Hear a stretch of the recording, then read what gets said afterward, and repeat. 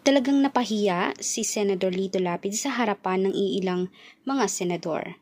Tila parang hindi na niya uulitin pa ang mga kasalanang nagawa niya.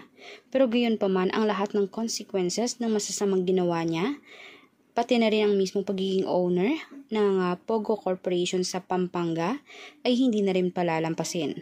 Maraming lumalabas na kasabwat pa niya itong si Alice Go, kung saan si Alice ay viral din bilang mayor ng Bambang Tarlac na mag 3 years na rin palang Pogo owner din mismo.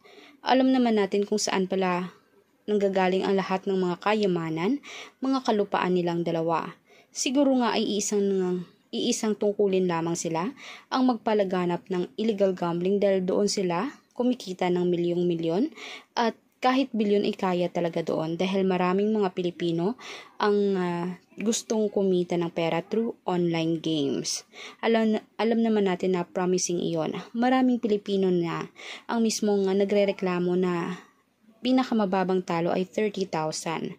Talaga namang pinipirahan nila ang mga Pinoy. Inaakit nila kunwari na mananalo pero sa huli ay talo pa rin talaga. Mas marami ang talo. Malaki talagang panalo ng mga owner ng Pogo Corporation.